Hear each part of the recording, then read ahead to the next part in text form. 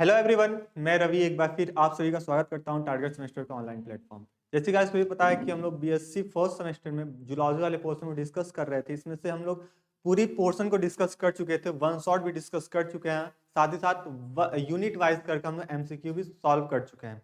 जितनी अपने पास unit syllabus में दे के रखी हुई थी सारे यूनिट का हम लोग एमसीक्यू सॉल्व कर लिए थे। और इसके अपोजिट इसके साथ ही साथ बात कर लें तो हम लोग इसका वन शॉट भी देख लिए थे। अगर आप अभी तक आप लोग वन शॉट नहीं देखें तो सबसे पहले टारगेट सेमेस्टर पे वन शॉट है, इसी चैनल पे आप लोग जाके उसको देख सकते हैं। आज की क्लास में लोग जूलॉजी का टॉप 30 मिक्स क्वेश्चन सॉल्व करेंगे, जो कि आपके एग्जाम के पॉइंट ऑफ व्यू से इंपॉर्टेंट होने वाला है।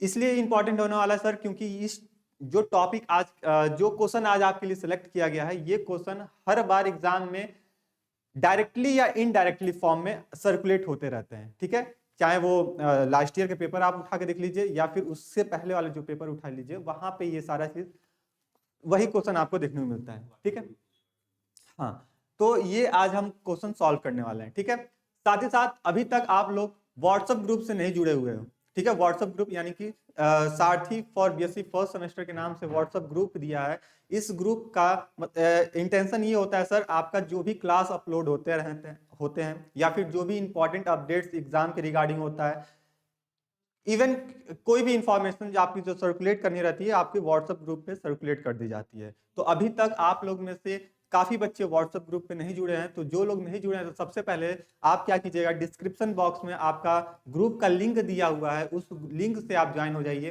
ठीक है, जिसमें आपको अपडेट आप एग्जाम के से या फिर क्लासेस के पॉइंट ऑफ व्यू से हमेशा आप अपडेट रहें कि कब मेरी क्लासेस अपलोड हो रही है, कब लाइव क्लासेस होने हैं, क्या टाइम टेबल में शेड्यूल में कुछ चेंजेस आए कि वही प्रोसेस है, सारा चीज आपको वहीं पे इंफॉर्मेशन मिलती रहती है। तो चलिए बिना किसी डिले किए ये सब आप काम कर लेंगे और हम लोग क्वेश्चन को सॉल्व करना स्टार्ट कर रहे हैं।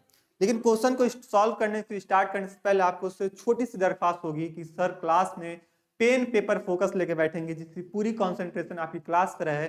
और यहाँ पे जो भी क्वेश्चन हम लोग सॉल्व करने वाले हैं, अप्रोक्स 30 क्वेश्चन सॉल्व करेंगे, उस 30 क्वेश्चन का आप लोग अगर इसका आंसर आपको पता है, ठीक है, तो आप कमेंट बॉक्स में इसका आंसर भी बताते चलेंगे और अपने कॉपी में इस क्वेश्चन को नोट भी करते चलेंगे। ठीक है, चलिए कॉपी की कमेंट बॉक्स से छोड़ दीजिए, आप कॉपी में नोट करते चलिएगा अभी हाल फिलहाल में। ठीक है, अभी जो 30 क्वेश्चन सॉल्व करने वाले 30 क्वेश्चन अपने कॉपी में नोट करते रहिएगा जल्दी जल्दी, और अपने कॉपी में एक छोटा सा मार्क भी लगाते चलिएगा कि सर मेरे पहला क्वेश्चन सही हो गया, सर मेरा दूसरा क्वेश्चन भी सही हो गया, इस तरह मेरे ऑलमोस्ट क्वेश्चन सही हो चुके हैं। ठीक है, इस तरह आप यहाँ पे बताते चलिएगा। ठीक है, लास्ट में आप कमेंट बॉक्स में ये बताइएगा कि आउट ऑफ 30 में से मेरे कितने क्वेश्चन सॉल्व हो चुके मतलब करेक्ट हो चुके हैं।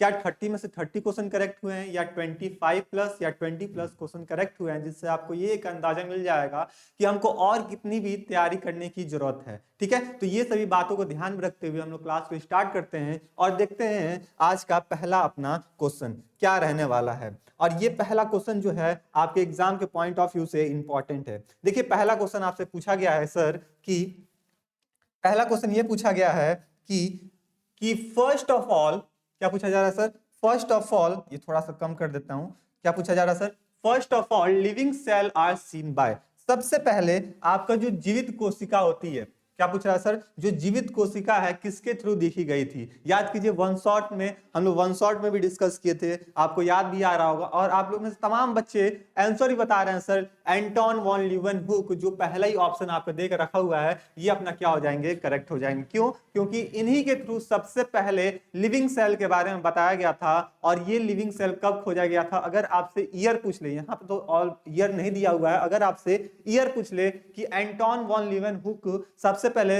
लिविंग सेल की डिस्कवरी किए थे तो इन किस ईयर में किए थे, तो भैया आप बता सकते हो। ये सब क्वेश्चन आपसे वाइवा में पूछे जाते हैं, इंटरनल एग्जाम होते हैं वहां पूछे जाते हैं, और कभी काल आपके एमसीक्यू में भी देखने को मिल सकता है कि ये नाम दे देता है और उनके आगे ईयर लिख देता है। तो आप बताओगे सर, इनका जब भी ईयर पूछे तो आप ये बताना, क्या बताओगे सर, ये बता देना कि 1674।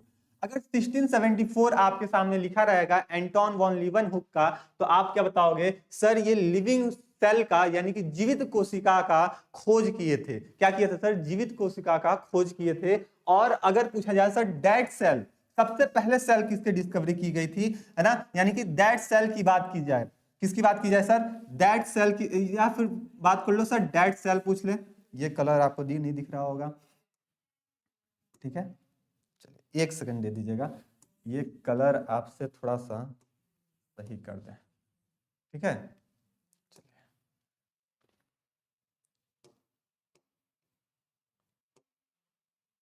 चलिए पूछा जाए सर आपका डैड सेल बता दीजिए, डैड सेल। कुछ लोग क्या लिखते हैं सर, ऐसे भी लिख लेते हैं, ठीक है। तो डैड सेल पूछा जाए तो क्या बताओगे, डैड सेल पूछ लिया जाए तो डैड सेल जब भी पूछा जाएगा आपसे तो बताना कि सर जो डैड सेल की डिस्कवरी की गई थी, है ना, डिस्कवर्ड बाय, या फिर आपसे पूछ लिया जाए सेल डिस्कवर्ड बाय, ऐसे डिस्कवर्ड बाय। इन दोनों क्वेश्चन में से कोई भी आपसे क्वेश्चन पूछ लिया कि सर डैश सेल किसके थ्रू डिस्कवर किया गया था, या फिर सबसे पहले सेल की डिस्कवरी किसके थ्रू की गई थी, तो आप क्या बताओगे, तो आप बता देना सर, क्या बता दोगे, आप बता देना कि यहां पे जो आंसर हो जाएगा वो अपना रॉबर्ट, कौन हो जाएंगे सर, रॉबर्ट हुक हो जाएंगे। कौन हो जाएंगे सर, रॉबर्ट हुक हो जाएंगे। और ईयर याद कर लेना 1665, कुछ लोग 1664 के नाम भी बता देते हैं, लेकिन अपना जो करेक्ट आंसर बता के रखना, वो क्या बता के रखना सर, 1665। रॉबर्ट हुक जो थे सबसे पहले सेल की डिस्कवरी किए थे। तो इस क्वेश्चन से आपके एक क्वेश्चन से आपके 2 क्वेश्चन यहाँ पे कंफर्म हो गए सर, कि जब भी पूछा जाए फर्स्ट लिविंग सेल की बात की जाएगी तो वो कौन थे सर, एंटोन वॉन लीवेनहुक थे। और कब बताए थे, 1664 में बताए थे। अगर पूछा जाए सर सेल की डिस्कवरी किसके थ्रू की गई थी, या फिर डैश सेल की डिस्कवरी किसके थ्रू की गई थी, तो रॉबर्ट हुक के थ्रू की गई थी। और ये कहां से किए थे, तो जब कहां से बात आ जाए सर कहां से किए थे, तो ये बता देना इनका कि सर ये किए थे आपके बार्क ऑफ ट्री से, है ना, बार्क ऑफ ट्री, या फिर कई लोग इसको कॉर्क के नाम से भी जानते हैं, है ना। तो कॉर्क, बार्क ऑफ ट्री या कॉर्क ऑफ ट्री का लोगे तो यहाँ पे आप इसका करेक्ट आंसर बता सकते हो, ठीक है। तो इतना चीज आप ध्यान में रखना कि जब भी पूछा जाए एंटोन वॉन लीवेनहुक के बारे में या फिर रॉबर्ट हुक के बारे में, तो ये चीज बता देना। अगर आपसे पूछ ली जाए यहीं पे बात, यहीं पे ये पूछ ली जाए कि बता दो भैया कि सेल थ्योरी किसके थ्रू दी गई थी, क्या चीज भैया, सेल थ्योरी, है ना, सेल थ्योरी किसके थ्रू दी गई थी, तो सेल थ्योरी की बात करें तो वो स्लेडन एंड स्वान थे। कौन थे सर, स्लेडन एंड स्वान थे, जिन्होंने एनिमल सेल और प्लांट सेल में थ्योरी को बताया था। तो ये चीज आप ध्यान रखना। तो क्वेश्चन नंबर 1 का जितने लोग ऑप्शन नंबर ए लगाए हो उन सभी का ऑप्शन क्या हो जाएगा, करेक्ट हो जाएगा, ठीक है। इस क्वेश्चन के अकॉर्डिंग ऑप्शन नंबर 1 जो हो जाएगा वो अपना करेक्ट हो जाएगा। आगे बढ़ते हैं, आप लोग अपने कॉपी में भी इसको नोट करते रहिएगा कि सर मेरा क्वेश्चन नंबर 1 जो है वो अपना क्या हो गया है, करेक्ट हो चुका है। आगे बात कर लेते हैं, दूसरा क्वेश्चन दिया है कि जो स्लेडन थे, क्या भैया, जो स्लेडन थे वो क्या थे, क्या जर्मन बॉटनिस्ट थे, क्या जर्मन जूलॉजिस्ट थे, या इसमें से बोथ थे, या फिर नन ऑफ दीस हैं। जब भी हम स्लेडन की बात करते हैं तो स्लेडन की बात करेंगे तो ये सर क्या थे, तो ये आपके जर्मन, है ना, क्या बताओगे सर, जर्मन बॉटनिस्ट थे। क्या थे सर, जर्मन बॉटनिस्ट थे, जर्मन बॉटनिस्ट थे, ठीक है। क्या बताओगे सर, जर्मन बॉटनिस्ट थे, ये ध्यान रखना। और इनके थ्रू क्या बताया गया था सर, इनके थ्रू बताया गया था प्लांट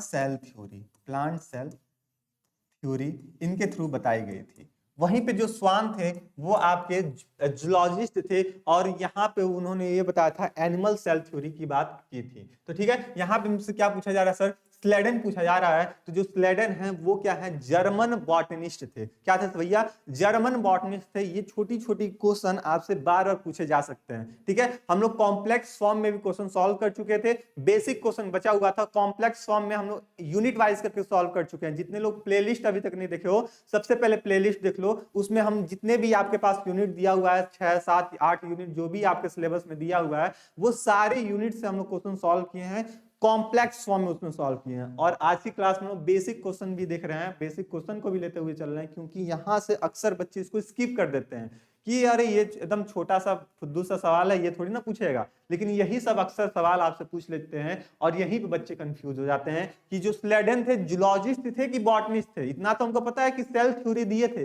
लेकिन जूलॉजिस्ट थे कि बॉटनिस्ट थे, यहाँ पे बच्चा कंफ्यूज हो जाता है। और जब बच्चा कंफ्यूज हो जाता है तो यहीं पे उसका क्या हो जाता है, आंसर गलत हो जाता है। तो जब भी आपसे स्लेडन पूछा जाए, अब अभी से आपसे पूछा जाए सर स्लेडन कौन थे, तो आपको तुरंत बताना पड़ेगा सर ये जूलॉजिस्ट थे ना कि सॉरी बॉटनिस्ट थे ना कि जूलॉजिस्ट थे। ठीक है, तो जितने लोग क्वेश्चन नंबर टू का ए बता रहे हो उन सभी का ऑप्शन क्या हो जाएगा, करेक्ट हो जाएगा। और अपने कॉपी में एक छोटा सा और मार्क लगा लोगे सर कि मेरे अभी तक आपने 2 क्वेश्चन सॉल्व किए हो और दोनों क्वेश्चन मेरे अभी तक करेक्ट हो चुके हैं। ठीक है, ये बात क्लियर हो गया। सर हम चलते हैं क्वेश्चन नंबर 3 पे। क्वेश्चन नंबर 3 देखते हैं सर कि जो स्वान थे वो क्या थे।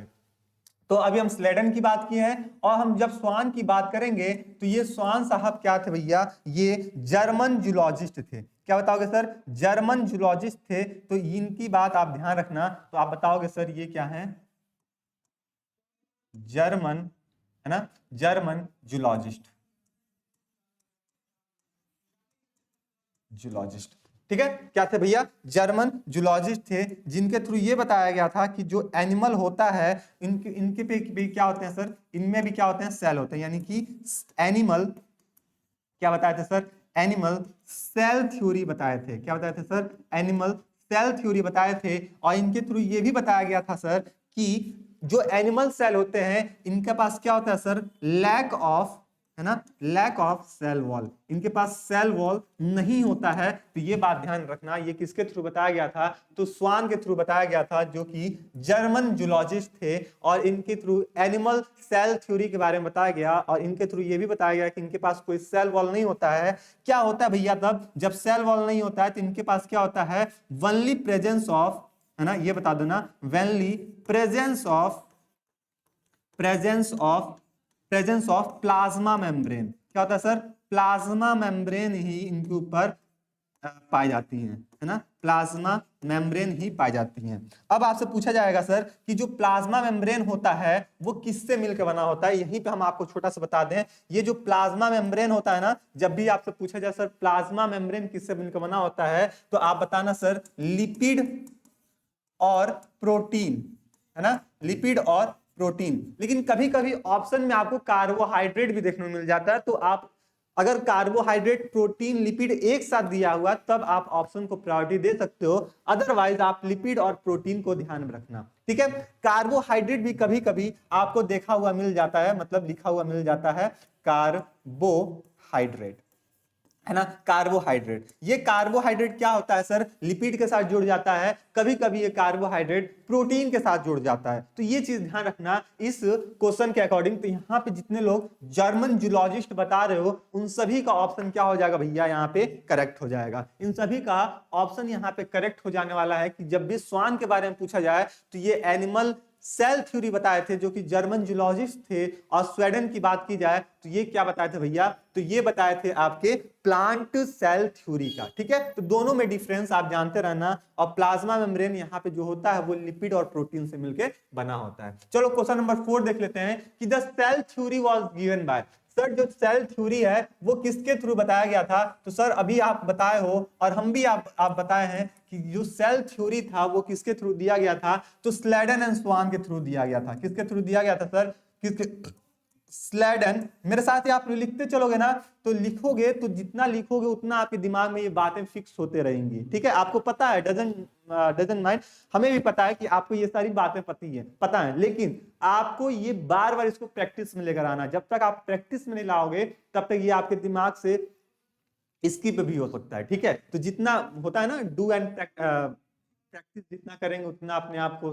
सिक्योर करते रहते हैं हम लोग, इसलिए। ठीक है, तो स्लेडन एंड स्वान अपने कॉपी में लिखते चलो, कोई दिक्कत नहीं है, लिखते चलो भैया। स्लेडन एंड स्वान कौन है भैया, स्लेडन एंड स्वान जो है वो क्या थे, बताए थे, ये सेल थ्योरी के बारे में बताए थे। किसके बारे में बताए थे, सेल थ्योरी के बारे में बताए थे, है ना, सेल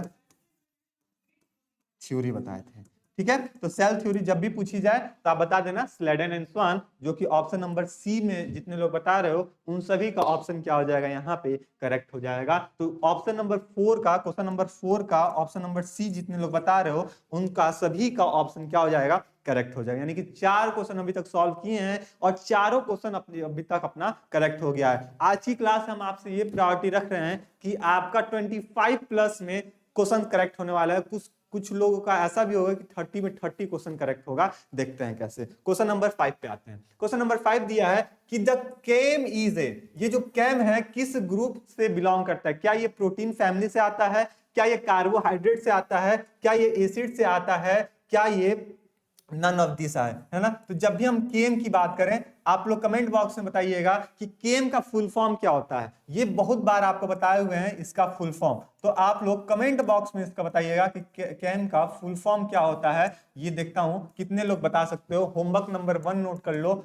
आप लोग कमेंट बॉक्स में जब भी कमेंट कीजिएगा इसका आंसर तो होमवर्क नंबर 1 लिख के तभी इसको कमेंट कीजिएगा। अदरवाइज जो बच्चा कमेंट देखेगा तो उसको भी ये लगा कि हाँ देखो हम लोग बच्चा जो सामने पढ़ा है वो होमवर्क अपना कंप्लीट करके रखा है। ठीक है, तो इसको बात को ध्यान में रखते हुए आप लोग होमवर्क नंबर 1 लिख के केम का फुल फॉर्म अपने कमेंट बॉक्स में लिख के बताओगे सर कि केम का फुल फॉर्म आप क्या बताए थे। और अगर आपको याद है तो तुरंत आप कमेंट बॉक्स में होमवर्क नंबर 1 करके इसको नोट करो। याद करो इस केम का जब फुल फॉर्म हम बताए थे उसी समय ये भी बताए थे कि जो केम होता है ना उसमें क्या होता है भैया, उसमें आपको क्या देखने को मिलता है तो उसमें ये जो होता है वो किस फैमिली से बिलोंग करता है। तो इसकी फैमिली की बात की जाए तो ये प्रोटीन फैमिली होती है ना। प्रोटीन फैमिली होती है। तो ये चीज ध्यान रखना, ये प्रोटीन फैमिली से बिलोंग करता है केम, जो कि आपका नर्वस के लिए है ना, जीलल सेल के लिए, आपका न्यूरॉन के लिए रिस्पॉन्सिबिलिटी रखता है। तो वहां पे इंपॉर्टेंट रोल प्ले करता है। ये चीज हम आपको बताए हुए थे, आपको ध्यान में आ रहा होगा। ठीक है, तो जितने लोग यहाँ पे प्रोटीन फैमिली बता रहे हो उन सभी का ऑप्शन क्या हो जाएगा यहाँ पे करेक्ट हो जाएगा। ऑप्शन नंबर 1 जो जितने लोग बता रहे हो सर प्रोटीन फैमिली, इन सभी का ऑप्शन क्या हो जाएगा करेक्ट हो जाएगा। यानी क्वेश्चन नंबर 5 का ऑप्शन नंबर ए जितने लोग बता रहे हो उन सभी का ऑप्शन करेक्ट हो जाने वाला है। आप लोग होमवर्क बताओगे, होमवर्क नंबर 1 कि केम का फुल फॉर्म क्या है, आप ये चीज बताओगे। ठीक है, आगे बढ़ते हैं हम लोग क्वेश्चन नंबर 6 पे। क्वेश्चन नंबर 6 है, देखो क्वेश्चन नंबर 6 क्या पूछा है कि which are found in all the neural cells. इसमें से कौन सा ऐसा केम है जो कि न्यूरल सेल्स में पाए जाते हैं? क्या इसमें पाए जाते हैं भैया? न्यूरल सेल्स में पाए जाते हैं। क्या जी केम पाए जाते हैं, क्या एन केम पाए जाते हैं, या एल केम पाए जाते हैं, या फिर ऑल ऑफ दिस पाए जाते हैं? देखो एग्जामिनर आपको कंफ्यूज करने के लिए ऑल ऑफ दिस का भी ऑप्शन आपके एग्जामिनर अब रख देता है। ठीक है, लेकिन इसमें से ऑल ऑफ दिस वाला पे मत जाना। आपको बताया है कि 97% इतनी चांस होती है कि ये ऑल ऑफ दिस वाले क्वेश्चन करेक्ट हो जाते हैं, लेकिन 3% 2% ऐसे भी प्रायोरिटी रहता है क्वेश्चन का कि ऑल ऑफ दिस आपका करेक्ट होता नहीं है, लेकिन आपको एग्जामिनर ऑल ऑफ दिस देके आपको कंफ्यूज कर देगा। अगर आपको सपोज करो आपका इसका आंसर नहीं पता था, है ना, तो बच्चा क्या करेगा, सर इसका आंसर नहीं आ रहा, ऑल ऑफ दिस दिया, ऑल ऑफ दिस पे आगे मार के हम बढ़ जाते हैं। लेकिन क्या हो जाएगा, ये ऑप्शन गलत हो जाएगा, क्वेश्चन ही अपना गलत हो जाएगा। क्यों? क्योंकि क्वेश्चन पढ़ो यहाँ पे क्या पूछा जा रहा है सर, यहाँ पे न्यूरल सेल की बात की जा रही है और न्यूरल सेल में क्या है भैया, यहाँ पे केम की बात की जाएगी। तो जब भी न्यूरल सेल की बात की जाएगी तो यहाँ पे आपका एन केम की इन्वॉल्वमेंट होती है। किसकी होती है सर? एन केम की इन्वॉल्वमेंट होती है। तो ये बात ध्यान रखना, जो किससे बिलोंग करता है सर? प्रोटीन फैमिली से बिलोंग करता है। किससे बिलोंग करता है सर? प्रोटीन फैमिली से बिलोंग करता है। तो एग्जामिनर आपको यहीं पे कंफ्यूज करके आपका 1 नंबर यहीं से हटा सकता था कि ऑल ऑफ दिस देके, लेकिन आपको ये क्वेश्चन आप पढ़ चुके हो। अगर आपसे कल के डेट में एग्जाम में आपसे ये क्वेश्चन पूछ दिया जाए तो न्यूरल सेल का जब ये पूछा जाएगा तो आप बताना सर एन केम यहाँ की इन्वॉल्वमेंट होती है। किसकी इन्वॉल्वमेंट होती है सर? एन केम की इन्वॉल्वमेंट होती है। तो ये बात आप ध्यान में रखना। ठीक है, चलिए जितने लोग को ऑप्शन नंबर सी बी बता रहे हो, किसका? 6 का जितने लोग बी बता रहे हो, और डी लोग कुछ लोग बता रहे थे, उन लोग का ये क्वेश्चन क्या हो जाएगा? गलत हो जाएगा, डी नहीं होगा, ये क्या होगा आपका बी होगा। ठीक है, चलिए आगे बढ़ते हैं क्वेश्चन नंबर 7 पे। क्वेश्चन नंबर 7 दिया है कि which are the associated with the जिलाल सेल। किसकी बात कर रहे हैं सर? जो जो जिलाल सेल होती हैं इसमें क्या एसोसिएट हुई रहती है। देखो फिर एग्जामिनर आपको कंफ्यूज कर दिया ऑल ऑफ दिस देके, लेकिन आप ऑल ऑफ दिस पे अभी नहीं जाना, क्योंकि यहाँ पे आपका ऑप्शन क्या हो जाएगा, क्वेश्चन ही गलत हो जाएगा। क्या पूछा जा रहा है सर? जिलाल सेल की बात की जा रही है, तो याद करो जिलाल सेल की बात आए थे आपको, यहाँ पे जी कैम की इन्वॉल्वमेंट होती है। किसकी इन्वॉल्वमेंट होती है भैया? जी कैम की इन्वॉल्वमेंट होती है, और ये भी कहीं ना कहीं प्रोटीन फैमिली से बिलोंग करता है। तो ये चीज आप ध्यान रखना, यहाँ पे भी क्या हो जाएगा सर?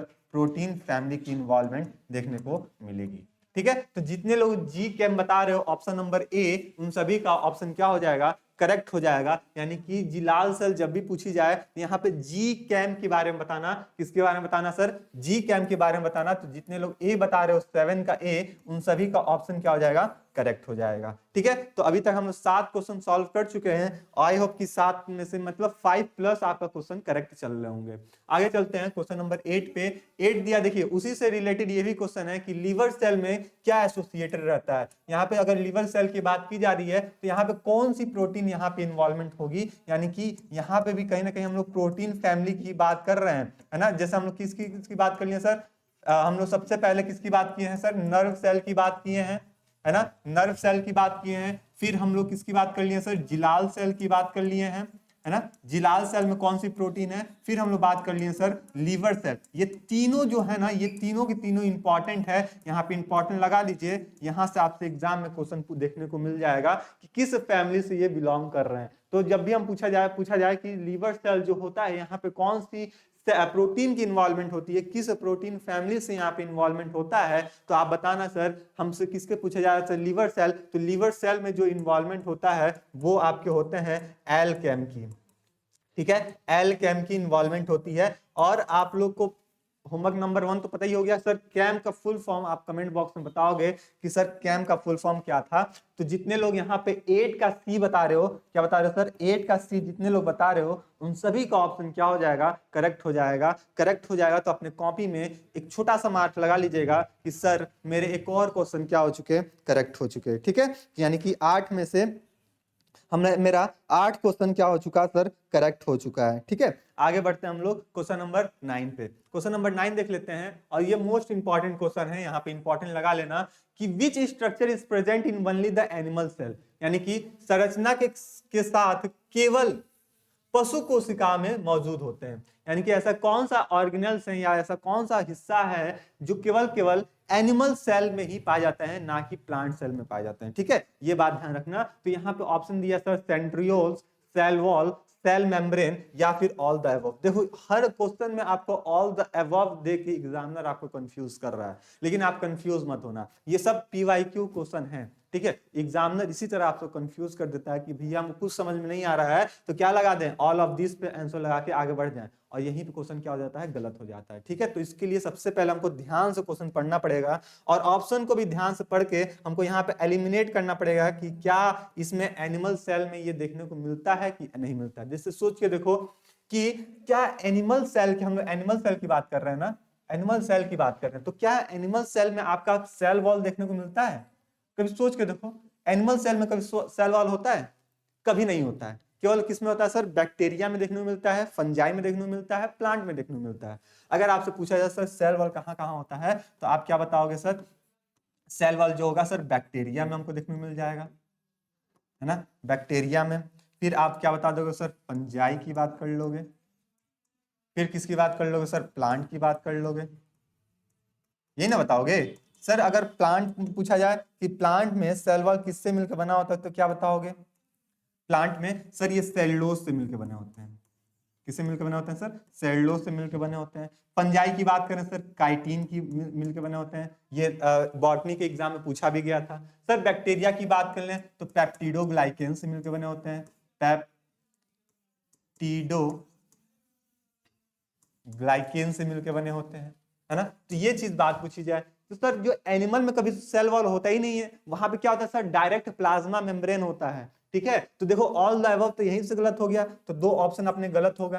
सर सेंट्रियोल्स जो है वो प्लांट्स में पाए जाते हैं। किसमें पाए जाते हैं सर? प्लांट सेल में सेंट्रियोल्स पाए जाते हैं। लेकिन जो सेल मेम्ब्रेन होता है, या फिर यहाँ पे आपका प्लाज्मा मेम्ब्रेन भी लिखा मिल सकता था। क्या मिल सकता सर? प्लाज्मा मेम्ब्रेन भी लिखा हुआ मिल सकता था, तो आप यहाँ पे बताओगे सर सेल मेम्ब्रेन जो होता है और प्लाज्मा मेम्ब्रेन जो होता है वो केवल और केवल एनिमल सेल में पाए जाते हैं, और प्लांट सेल में भी होते हैं, लेकिन इसके ऊपर आपका सेल वॉल पाया जाता है, लेकिन एनिमल में कोई सेल वॉल नहीं होता है, डायरेक्ट आपके प्लाज्मा मेम्ब्रेन देखने को मिलता है। तो यहाँ पे जितने लोग क्वेश्चन नंबर 9 का सी बता रहे हो उन सभी का ऑप्शन क्या हो जाएगा, यहाँ पे करेक्ट हो जाएगा। ठीक है, बात आई समझ में? तो ये चीज आप यहाँ इसको इंपॉर्टेंट लिख लेना, अपने कॉपी में इसको नोट कर लेना, क्योंकि यहाँ से भी क्वेश्चन आपसे पूछा जा सकता है कि बैक्टीरिया में सेल वॉल क्या होता, किससे मिलकर बना होता है, फंजाई का किससे मिलकर बना होता है, और आपके प्लांट्स के किससे मिलकर बने होते हैं। ठीक है, क्वेश्चन नंबर 10 पे आते हैं। क्वेश्चन नंबर 10 है कि which structure is present only in the plant cell. अब देखो, अभी क्या पूछा था सर, एनिमल सेल के बारे में पूछा था हमसे, अब वो पूछ रहा है कि प्लांट सेल में कौन कौन से पाए जाते हैं। प्लांट सेल में, ठीक है, किसमें पाए जाते हैं सर, प्लांट सेल में, केवल और केवल प्लांट सेल में ही देखने को मिलता है। तो क्या पर ऑक्सीसोम, सर ये जो पर ऑक्सीसोम है एनिमल में भी पाए जाते हैं, है ना, एनिमल में भी होते हैं और प्लांट में भी होते हैं, माइटोकॉन्ड्रिया के साथ, है ना, माइटोकॉन्ड्रिया के साथ।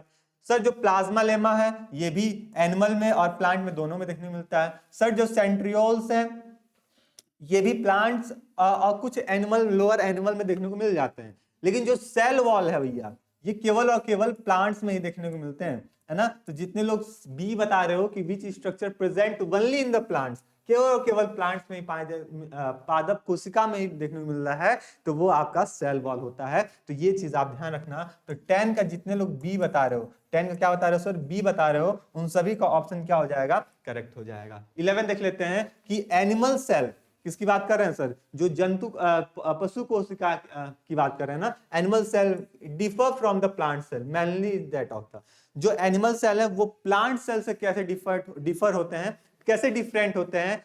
अब यहाँ पे हमको ऑप्शन छांटने होंगे सर। सबसे पहला यही, तो जो प्लांट के सेल होते हैं उनमें सेल वॉल पाया जाता है और एनिमल में नहीं पाया जाता है। ठीक है, चलो यहाँ पे हम कुछ पॉइंट लिख भी लेते हैं। प्लांट में क्या होता है भैया, प्लांट सेल में आपके सेल वॉल पाए जाते हैं, सेल वॉल पाए जाते हैं। ठीक है, एनिमल में ये नहीं होते हैं, एनिमल सेल में ये नहीं होते हैं। फिर यहाँ पे वैक्यूल्स क्या होती हैं, एनिमल में वैक्यूल्स जो होती हैं बड़ी छोटी होती हैं, है ना। यहाँ पे देखो animal cell possesses the large vacuole, जो एनिमल सेल होते हैं उनमें क्या होते हैं सर, लार्ज वैक्यूल्स पाए जाते हैं, ये बात सही है। सर जो प्लांट के सेल होते हैं उसमें स्मॉल वैक्यूल्स पाए जाते हैं, ये भी बात सही हो गई। ठीक है, ये भी बात सही होगी। सर जो प्लांट सेल होते हैं वहां पे सेल वॉल की रिजिडिटी देखने को मिलती है। ठीक है, ये बात ठीक है। लेकिन जो एनिमल सेल हैं यहां पे सेल वॉल की रिजिडिटी देखने को नहीं मिलती है ना, एनिमल सेल में सेल वॉल की रिजिडिटी नहीं देखने को मिलती, यानी कि यही ऑप्शन अपना क्या हो जाएगा, डी अपना करेक्ट हो जाएगा। आगे बढ़ जाते हैं 12 पे। क्या है भैया 12 कि the plant cell differ from the animal cell is. अब जो प्लांट सेल होता है वो एनिमल सेल से कैसे डिफर होता है, देखो ये एक ही क्वेश्चन पूछने का अलग अलग तरीका क्या है। क्या इनमें प्रेजेंस ऑफ लाइसोसोम होता है ना, तो क्या इसके वजह से ये डिफर हो जाता है, डिफरेंट हो जाता है। क्या प्रेजेंस ऑफ लार्ज वैक्यूल्स, है ना, किस इसके प्रेजेंस होने से ये डिफरेंट हो जाता है, या फिर absence of cellulosic cell wall, क्या कि सेल वॉल की एब्सेंस होने की वजह से ये डिफर हो जाता है। किसकी बात कर रहे हैं सर, जो प्लांट सेल है वो एनिमल सेल से कैसे डिफरेंट है। तो एनिमल सेल से डिफरेंट की बात करेंगे तो यहाँ पे ऑल ऑफ दिस पे हम जा सकते हैं। क्यों, क्योंकि यहाँ पे लाइसोसोम भी पाए जाते हैं, आपके प्रेजेंस ऑफ लार्ज वैक्यूल्स भी होते हैं, ये भी देखने को मिल जाते हैं, और यहाँ पे सेलुलोज के सेल वॉल पाए जाते हैं आपके प्लांट में। ठीक है, तो ये चीज आप ज्यादा प्रायोरिटी दे सकते हो यहाँ पे।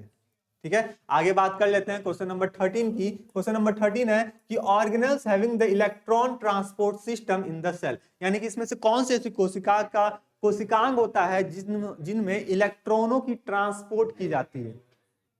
क्या की जा रही है सर, इलेक्ट्रॉनों की ट्रांसपोर्ट की जा रही है। और इलेक्ट्रॉन में क्या होता है भैया, ये चीज बात की जा रही है, यहाँ पे इलेक्ट्रॉन ट्रांसपोर्ट होता है, जैसे कि आप लोग सुने भी होंगे electron transport system, electron transport system किसकी बात कर रहे हैं सर? इलेक्ट्रॉन ट्रांसपोर्ट सिस्टम कहते हैं, कई लोग इसको खुश होकर ईटीएस के नाम से भी जान लेते हैं। तो ये जो ईटीएस का प्रोसेस होता है या फिर इलेक्ट्रॉन की जो ट्रांसपोर्ट होती है वो कहाँ देखने को मिलती है?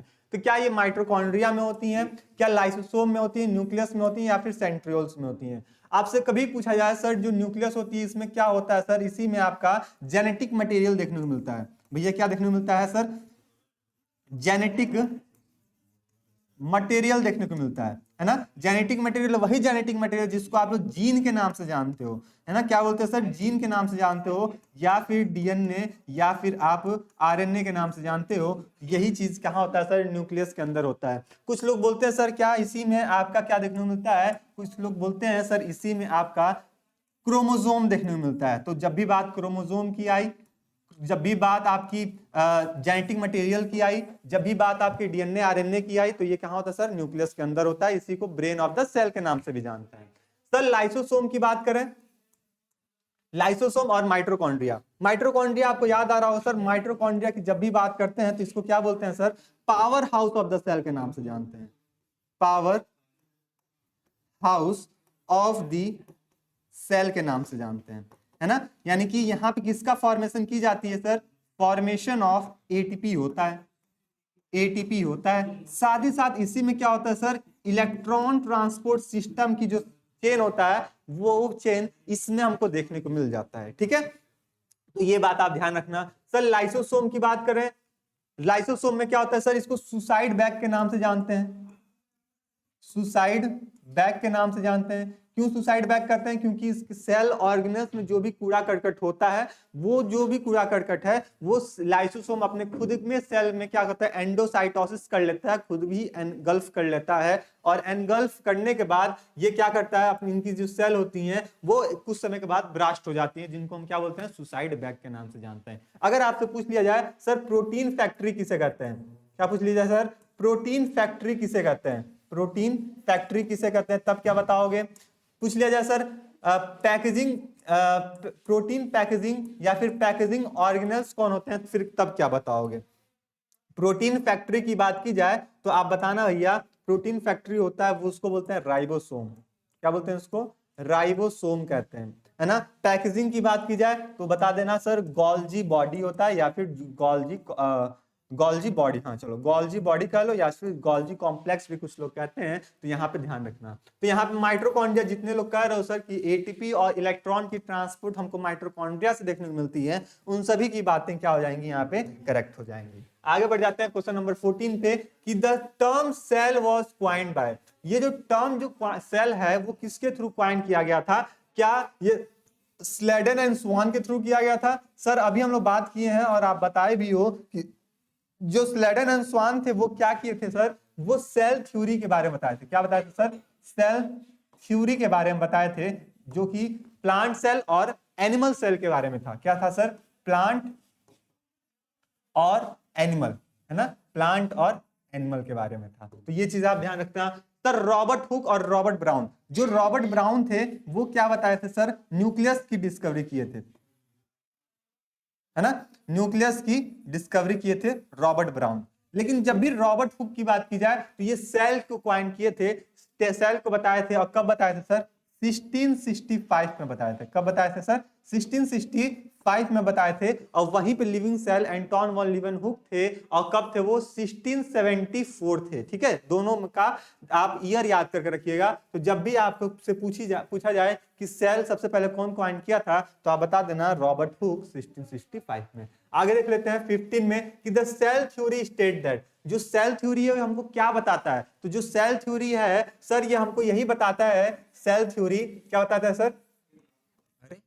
सेल थ्योरी ये हमें क्या बताता है कि जो भी ऑर्गेनिज्म होता है उसकी बॉडी की स्ट्रक्चर एंड फंक्शनल यूनिट क्या होता है सर? सेल होता है। क्या होता है सर? सेल इज द, क्या बताता है सर? सेल इज द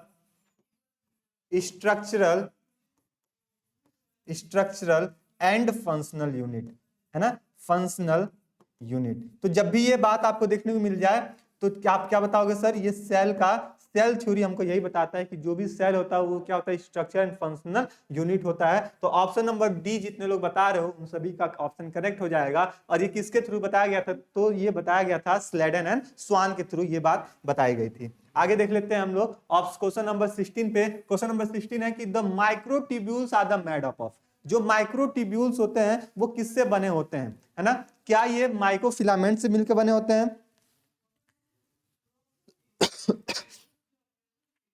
ठीक है, ये किससे मिलकर बने होते हैं माइक्रोट्यूब्यूल्स? क्या ये आपका ट्यूबलिन प्रोटीन से मिलकर बने होते हैं? क्या ये मायोसिन प्रोटीन से मिलकर बने होते हैं? एक्टिन प्रोटीन से, ग्लोबुलिन प्रोटीन से? तो आप क्या बताओगे सर? याद करो थ्योरी वाली क्लासेस और यूनिट नंबर 1 की जब हम लोग एमसीक्यू सॉल्व कर रहे थे तो वहां पे हम लोग बताए थे सर कि जो माइक्रोट्यूब्यूल्स होता है वो ट्यूबलिन प्रोटीन से मिलकर बना होता है। किससे मिलकर बना होता है सर? ट्यूबलिन प्रोटीन से मिलकर बना होता है। तो ऑप्शन नंबर सी जितने लोग बता रहे हो, क्वेश्चन नंबर 16 का ऑप्शन नंबर सी जितने लोग बता रहे हो उन सभी का ऑप्शन क्या हो जाएगा यहाँ पे? करेक्ट हो जाएगा। 17 देख लेते हैं कि the cell wall is present in. जो सेल वॉल होता है वो कहां पाया जाता है सर? ये फुद्दू सा सवाल था। जो सेल वॉल है वो आपने केवल और केवल प्लांट, अच्छा यहां पे देख लो ऑप्शन ध्यान से देखना आपने, यार बैक्टीरिया में भी सेल वॉल होता है सर, प्लांट में भी होता है, लेकिन एनिमल में सेल वॉल नहीं होता है। तो बोथ ए एंड बी यहां पे टिक करोगे आप। क्या करोगे sir? Both A and B आप टिक करोगे। तो देखो ऑप्शन कैसे पूछे जाते हैं, क्वेश्चन कैसे पूछे जाते हैं, तो इसी का हम लोग को प्रैक्टिस करना है कि चारों ऑप्शन को एक बार पढ़ना है। ये नहीं कि भैया क्वेश्चन पढ़े, एनिमल से प्लांट सेल दिखा तुरंत इस पे टिक कर दिए, क्वेश्चन अपना गलत हो जाएगा। फिर बता रहे हैं क्वेश्चन पढ़िए, ऑप्शन चारों पढ़ लीजिए कि देखो बाकी ऑप्शन क्या दे रहा है। भैया यहाँ पे देखो ए और बी दोनों दे रहा था, तो हम ए भी लगाएंगे बी भी लगाएंगे ना। तो ये चीज आप ध्यान रखना सर, बैक्टीरिया में भी होता है, प्लांट में भी होता है। जैसे बैक्टीरिया में भी हम बताए थे आपको, बैक्टीरिया में क्या होता है सर? पेप्टिडोग्लाइकेन होता है। क्या होता है सर? पेप्टिडोग्लाइकेन होता है ना? क्या होता है सर? पेप्टिडोग्लाइकेन होता है। और प्लांट में क्या होता है सर? ये सेलुलोज होता है, सेल्यूलोज होता है ना? तो ये चीज आप ध्यान में यहां पे रखना, ये बातें आप यहां पे ध्यान में रखना, ठीक है? सेल्यूलोज। चलो आगे देख लेते हैं। तो ऑप्शन नंबर क्वेश्चन नंबर 17 का जितने लोग सी बता रहे, सॉरी डी बता रहे हो उन सभी का ऑप्शन क्या हो जाएगा? करेक्ट हो जाएगा। चलो आगे बढ़ जाते हैं हम लोग, थोड़ा सा आगे बढ़ेंगे क्वेश्चन नंबर 18 की तरफ। क्वेश्चन नंबर 18 देख लेते हैं क्या है। क्वेश्चन नंबर 18 है कि bacterial cell wall is made up of. जो बैक्टीरिया की जो सेल होती है वो किससे मिलकर बनी होती है सर? अभी हम आप बताए हो जो बैक्टीरिया की जो सेल होती है वो किससे मिलकर बनी होती है सर? पेप्टिडोग्लाइकेन से मिलकर बनी होती है। तो जितने लोग यहाँ पे सी बता रहे हो उन सभी का ऑप्शन करेक्ट हो जाएगा। सेलुलोज से क्या था सर? प्लांट में सेलुलोज था। काइटिन आपका फंजाई में था। तो ये चीज आप ध्यान रखना, all of none of this पे हम कभी नहीं जाते हैं। नॉन ऑफ दिस वाला ऑप्शन अपना हर वक्त अपना गलत होता है 100% गारंटी से के साथ। तो क्वेश्चन 18 का जितने लोग सी बता रहे हो यहाँ पे इन सभी का ऑप्शन क्या हो जाएगा? करेक्ट हो जाएगा। क्वेश्चन नंबर 18 के बाद क्वेश्चन नंबर 19 देख लेते हैं कि द प्लाज्मा मेम्ब्रेन कंट्रोल। ये जो प्लाज्मा मेम्ब्रेन होता है, जो कोशिका झिल्ली होती है, ये किसको कंट्रोल करने के लिए रिस्पॉन्सिबिलिटी रखता है? तो जो प्लाज्मा मेम्ब्रेन होता है क्या ये वाटर को एब्जॉर्प्शन करने के लिए रिस्पॉन्सिबिलिटी रखता है? नहीं भैया, है ना? क्या ये passage of water and solute into the cell, क्या वाटर और सॉल्यूट को पैसेज करने के लिए रिस्पॉन्सिबिलिटी रखता है? क्या passage of water solute in and out of the cell, या बाहर और अंदर जाने में मदद करता है ना? क्या ये वाटर सॉल्यूट को बाहर निकलने से मदद करता है? तो जब भी हम प्लाज्मा मेम्ब्रेन की बात करते हैं तो प्लाज्मा मेम्ब्रेन में आप हमेशा बताना कि सर कोई भी, जैसे सपोज कर लो आपके सामने कोई सेल ला के रख दिया गया। क्या रख दिया गया सर? भैया आपके सामने कोई सेल ला के रख दिया गया। ये सेल का क्या है सर? प्लाज्मा मेम्ब्रेन है। ये क्या है सर? प्लाज्मा मेम्ब्रेन है। अब ये जो प्लाज्मा मेम्ब्रेन है किससे मिलकर बना होता है सर? अभी आप बताए थे सर इसमें लिपिड होते हैं और साथ ही साथ लिपिड के साथ प्रोटीन होते हैं। ये बात तो हमको क्लियर है सर, ये प्रोटीन और लिपिड का काम से मिलकर बने होते हैं, ठीक है? अब बताओ कि जो दीवार होंगी, रूम की दीवार होंगी, वो किसमें मदद करेंगी कि बाहर से धूप अंदर ना आए और अंदर से कोई सामान चीज बाहर ना निकल जाए। यही तो मदद करेगी ना, उसी के लिए, ठीक है? तो जो प्लाज्मा मेम्ब्रेन है ये भी कहीं ना कहीं दीवार की मदद करती है सेल की। किसकी मदद करती है सर? वॉल की मदद करती है ना, वॉल यानी सेल वॉल नहीं, प्लाज्मा सेल मेम्ब्रेन होता है, ठीक है। तो इसमें क्या मदद करेगी कि कोई भी मटेरियल सेल से बाहर ना निकले, या फिर कोई भी मटेरियल जो साइटोप्लाज्म में है वो सेल के अंदर ना आ जाए, है ना। इसको इन और आउट करने के लिए क्या करेगी? मदद करेगी, इसको कंट्रोल करने का काम करेगी। तो ऑप्शन नंबर सी जितने लोग बता रहे हो कि पैसेज ऑफ वाटर और सॉल्यूट, यानी कि जो बाहर सपोज करो कोई सॉल्यूट है वो सेल के अंदर ना एंटर हो जाए, या फिर सेल के अंदर कोई भी मटेरियल वो बाहर ना निकल जाए, तो इसको रोकने के लिए कौन यहाँ पे रिस्पॉन्सिबिलिटी रखता है? प्लाज्मा मेम्ब्रेन की रिस्पॉन्सिबिलिटी रखती है। तो जितने लोग सी बता रहे हैं यहाँ पे ऑप्शन क्या हो जाएगा? करेक्ट हो जाएगा। ऑप्शन क्वेश्चन नंबर 20 देखो, मोस्ट इंपॉर्टेंट है, यहाँ पे इंपॉर्टेंट लिख लो, स्टार लगा लो, ये एग्जाम में क्वेश्चन आपसे पूछे जाएंगे। क्या जो प्लाज्मा मेम्ब्रेन है वो किसके थ्रू बताया गया था? तो जो प्लाज्मा मेम्ब्रेन है वो बताया गया था, बताए थे नागेरी के थ्रू। किसके थ्रू सर? नागेरी के थ्रू ये बताया गया था। तो जितने लोग ऑप्शन नंबर बी बता रहे हो ना, उन सभी का ऑप्शन क्या हो जाएगा? यहाँ पे करेक्ट हो जाएगा, नागेरी यहाँ पे करेक्ट ऑप्शन हो जाएगा, ठीक है। प्लाज्मा मेम्ब्रेन किसके थ्रू बताया गया था सर? नागेरी के थ्रू बताया गया था। तो जितने लोग बी बता रहे हैं यहाँ पे सभी का ऑप्शन क्या हो जाएगा? करेक्ट हो जाएगा। 21 देख लेते हैं कि जो प्लाज्मा मेम्ब्रेन होता है वो कैसा होता है? क्या इम्परमिएबल होता है? क्या ये फॉर्म्ड बाय सेलुलोज होता है? नहीं भैया। क्या ये सिलेक्टिव परमिएबल होता है या फिर नॉन सिलेक्टिवली बैरियर होता है? तो आपके जब भी पूछा जाए सर जो प्लाज्मा मेम्ब्रेन होता है वो सिलेक्टिवली परमिएबल मेम्ब्रेन होता है, तो ये चीज आप ध्यान रखना। तो प्लाज्मा मेम्ब्रेन कैसा होता है भैया? सिलेक्टिव परमिएबल मेम्ब्रेन होता है। तो ऑप्शन नंबर सी जितने लोग बता रहे हो यहाँ पे ऑप्शन आपका करेक्ट हो जाएगा। चलो 22 देख लेते हो कि जो एक्टिव ट्रांसपोर्ट, देखो अब सेल में ट्रांसपोर्ट दो तरह से होता है, सेल में ट्रांसपोर्ट दो तरह से होता है। पहला जो होता है ट्रांसपोर्ट, है ना, ट्रांसपोर्ट जो होता है, किसकी ट्रांसपोर्ट की बात करेंगे सर? कोई मॉलिक्यूल्स की, है ना, सॉल्यूट की, कुछ भी चीज, आयन पार्टिकल कुछ भी हो सकता है, ठीक है। ये ट्रांसपोर्ट दो तरह से होता है, एक होता है sir active transport, active transport, और एक होता है सर पैसिव ट्रांसपोर्ट, है ना। दो ट्रांसपोर्ट होते हैं यहाँ पे, एक्टिव और पैसिव। एक्टिव में क्या होगा कि कोई भी मॉलिक्यूल ट्रांसमिट हो रहा है ना, कोई भी मॉलिक्यूल्स हैं या कोई भी आयंस हैं अगर ट्रांसमिट हो रहे हैं सेल में, तो यहाँ पे एनर्जी की रिक्वायरमेंट पड़ती है। किसकी रिक्वायरमेंट पड़ेगी भैया? एनर्जी की रिक्वायरमेंट पड़ेगी। तो जब भी एनर्जी यहाँ पे खर्च की जाएगी तो उस ट्रांसपोर्ट करने के लिए, तब इसको बोलेंगे हम लोग एक्टिव ट्रांसपोर्ट। लेकिन जब भी पैसिव ट्रांसपोर्ट की बात की जाए तो यहाँ पे जब मॉलिक्यूल्स और आयन की जब ट्रांसफर की जाए तो यहाँ पे किसी भी एनर्जी की रिक्वायरमेंट नहीं पड़ेगी। तो यहाँ बताना भैया नो नीड ऑफ एनर्जी, है ना, या फिर नो रिक्वायरमेंट ऑफ एनर्जी। यहाँ पे एनर्जी का यूज नहीं की जाती है, यानी कि बिना एनर्जी का यूज किए मॉलिक्यूल्स या फिर आयन को क्या किया जा रहा है भैया? ट्रांसमिट कर दी जा रही है। तो इसको बोलेंगे पैसिव ट्रांसपोर्ट। या फिर एक्टिव ट्रांसपोर्ट में क्या होता है? यहाँ पे एटीपी की रिक्वायरमेंट पड़ती है, तो फिर यहाँ पे हम बोलेंगे इसको एक्टिव ट्रांसपोर्ट। तो यहाँ पे देखो क्या दिया है, एक्टिव ट्रांसपोर्ट इंक्लूड क्या? प्रोडक्शन ऑफ एटीपी, एटीपी के प्रोडक्शन के लिए बात की जाती है, या फिर प्रोडक्शन ऑफ टॉक्सिक सब्सटेंसेस की बात की जाती है, या फिर रिलीज ऑफ एनर्जी, या फिर रिक्वायर्ड ऑफ एनर्जी। तो यहाँ पे बताना सर, यहाँ पे रिक्वायर्ड ऑफ एनर्जी की बात की जाए, जब एनर्जी यहाँ पे लगेगा तभी क्या होगा? कोई भी मॉलिक्यूल्स या कोई भी आयन क्या होंगे? सेल से बाहर जाएंगे या बाहर से अंदर आएंगे, ठीक है। तो यहाँ पे एक्टिव ट्रांसपोर्ट आप ध्यान में रखना।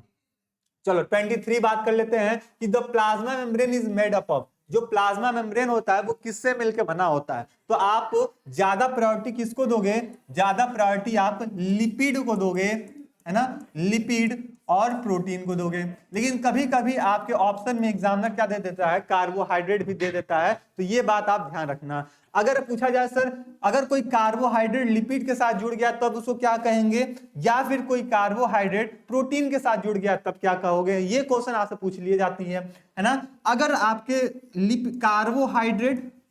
कार्बोहाइड्रेट है ना, कार्बोहाइड्रेट के साथ भैया लिपिड जुड़ गया है, क्या जुड़ गया बड़े भैया? लिपिड जुड़ गया, तो इसको क्या कहोगे सर? इसको ग्लाइकोलिपिड के नाम से जानोगे। क्या बोलोगे भैया? इसको ग्लाइकोलिपिड के नाम से जानोगे। तो ये चीज आप ध्यान रखना सर, ग्लाइकोलिपिड कब कहते हैं? कि जब भी प्लाज्मा मेम्ब्रेन में लिपिड के साथ क्या जुड़ जाए? कार्बोहाइड्रेट जुड़ जाए, तो इसको हम क्या बोलेंगे सर? इसको ग्लाइकोलिपिड कहेंगे। या फिर क्या हो जाए भैया? कार्बोहाइड्रेट के साथ क्या हो जाए भैया? कार्बोहाइड्रेट के साथ क्या जुड़ जाए? कार्बोहाइड्रेट के साथ जुड़ जाए प्रोटीन। क्या जुड़ जाए? कार्बोहाइड्रेट के साथ जुड़ जाए प्रोटीन जुड़ जाए, प्रोटीन जुड़ जाए तो फिर इसे क्या कहोगे, इसको कहोगे ग्लाइकोप्रोटीन। क्या कहोगे सर, ग्लाइकोप्रोटीन। ये दो बातें आप लोग ध्यान रखना कि ग्लाइकोप्रोटीन कब कहते हैं और ग्लाइकोलिपिड कब कहते हैं। जब भी ग्लाइकोप्रोटीन की बात की जाएगी तो कार्बोहाइड्रेट और प्रोटीन एक साथ अगर जुड़ जाते हैं उनको ग्लाइकोप्रोटीन कह देते हैं, और ग्लाइकोलिपिड जब बोली जाएगी तो कार्बोहाइड्रेट और लिपिड को जब एक साथ जुड़ जाते हैं तब उनको हम क्या बोलने लगते हैं, ग्लाइकोलिपिड के नाम से जानते हैं। मोस्ट इंपॉर्टेंट, तो अगर आपसे पूछा जाए सर प्लाज्मा मेम्ब्रेन किसके किस चीज से मिलकर बनी होती है, कोशिका झिल्ली जो होती है ना, वो प्लाज्मा झिल्ली होती है, वो किससे मिलकर बनी होती है, तो आप बताओगे सर लिपिड है, प्रोटीन है, और कभी कभी कार्बोहाइड्रेट भी देखने को मिल जाता है। तो यहाँ पे ऑल ऑफ दिस पे आप जा सकते हो इस कंडीशन में, लेकिन अदरवाइज यहाँ पे ऑल ऑफ दिस, इन दोनों में से कोई एक ऑप्शन दिया रहता तो फिर आप उन पे जाते हैं। लेकिन देखो यहाँ पे तीनों ऑप्शन दे दिए, इस कंडीशन में हम ऑल ऑफ दिस को प्योरिटी दे देंगे। ठीक है, तो ये बात आप ध्यान रखना, ऑल ऑफ दिस यहाँ पे अपना करेक्ट हो जाएगा। क्वेश्चन नंबर 24 देख लेते हैं कि most abundant lipid plasma membrane is,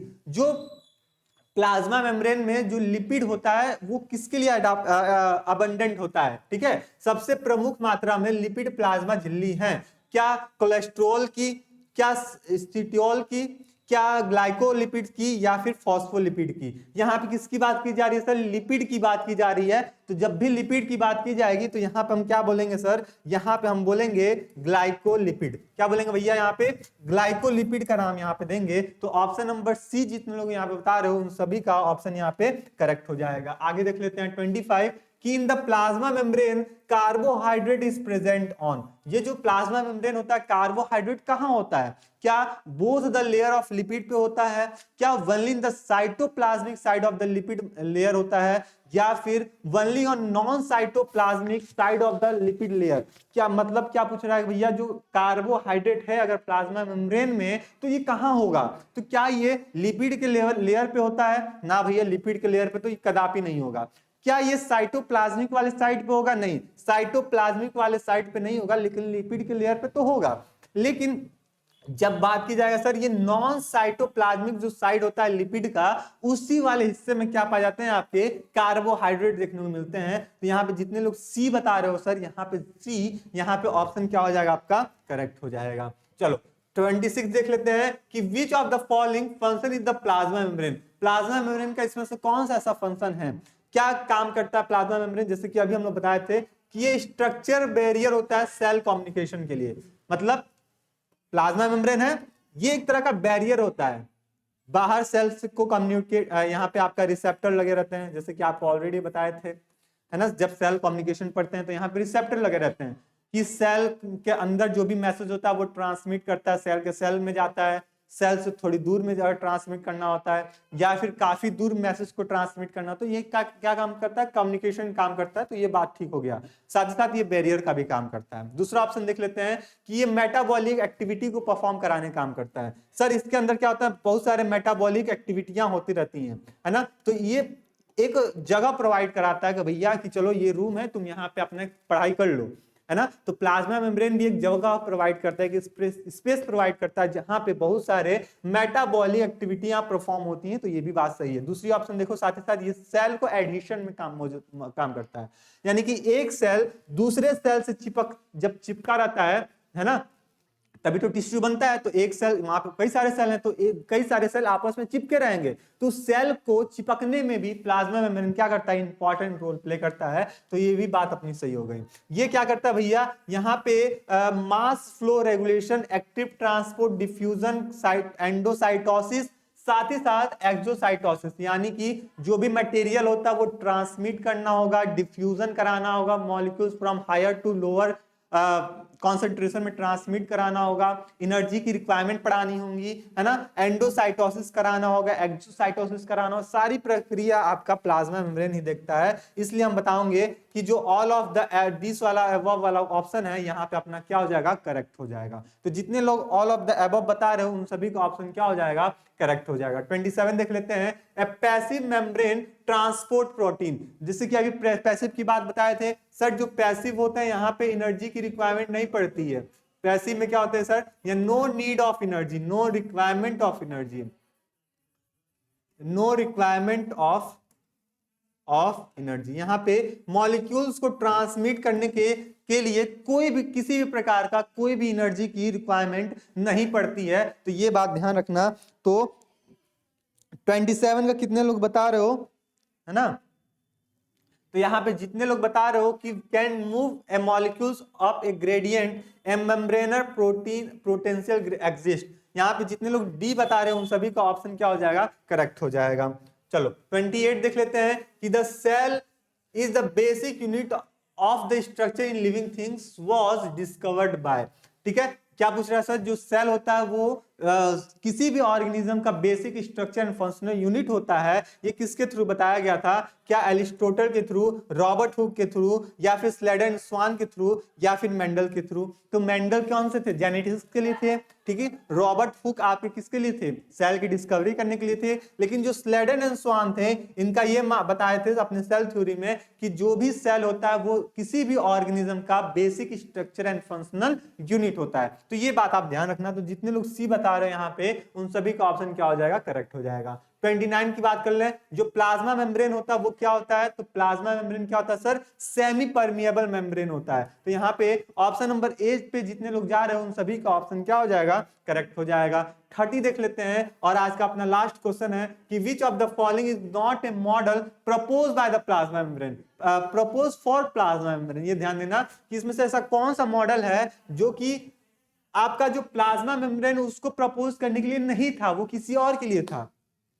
क्या यूनिट मेम्ब्रेन मॉडल, ये प्लाज्मा मेम्ब्रेन में हम लोग पढ़े थे अपने थ्योरी वाली क्लास में, याद आ रहा होगा sir. Lipid and lipid bilayer model, ये भी हम लोग पढ़े थे सर। फ्लूइड मोज़ेक मॉडल, ये भी पढ़े थे। लेकिन क्लोवर टी मॉडल, ये आपका जब बायोटेक्नोलॉजी पढ़ते हो, ट्रांसडक्शन आरएनए जब पढ़ते हो, वहां पे ये था आपका टीआरएनए वाला। ठीक है, ये जो लीवर लॉफ के फॉर्म में था, तो ये चीज आप ध्यान रखना। तो ये जो था आपका लीवर वाला, ठीक है, वो यहाँ पे नहीं था, वो आरएनए के लिए था कहीं ना कहीं। तो यहाँ पे जो ऑप्शन नंबर सी जितने लोग बता रहे हो उन सभी का ऑप्शन क्या हो जाएगा, करेक्ट हो जाएगा कि ये प्लाज्मा मेम्ब्रेन के लिए ये कदापि नहीं है, बाकी मॉडल्स के लिए प्लाज्मा मेम्ब्रेन इन्वॉल्व होता है। तो जितने लोग सी बता रहे हो उन सभी का ऑप्शन क्या हो जाएगा, करेक्ट हो जाएगा। तो ये रहा अपना टॉप 30 क्वेश्चन, जो कि आई होप कि आपको अच्छे से समझ में आ गया होगा। ठीक है, अब यहाँ पे 2-3 बातें मोटी मोटी बता रहे हैं, आप लोग इसको अपने को ध्यान में रखना है। पहली बात ये कि सर कि हम लोग क्लास में 1 शॉट कर चुके हैं जूलॉजी का, 1 शॉट। जितने लोग अभी तक नहीं देखे हो वो टारगेट सेमेस्टर पे, किसी भैया टारगेट सेमेस्टर पे आप लोग जाओगे और वहां पे 1 शॉट देख लोगे। इसी चैनल पे आप लोग 1 शॉट मिल जाएगी, पूरी जूलॉजी। क्या बताना है सर? पूरी जूलॉजी आपको यहाँ भी मिल जाएगी। किसकी 1 शॉट है भैया? ये जूलॉजी की 1 शॉट है ना। बॉटनी की भी थी, बॉटनी में भी आपका, बॉटनी की 1 शॉट से आपका 25+ क्वेश्चन मिले थे पेपर में।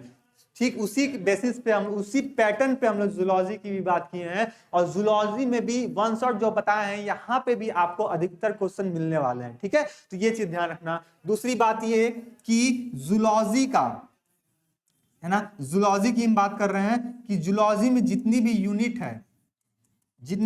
है, तो यूनिट वाइज हम लोग एमसीक्यू सॉल्व कर चुके हैं,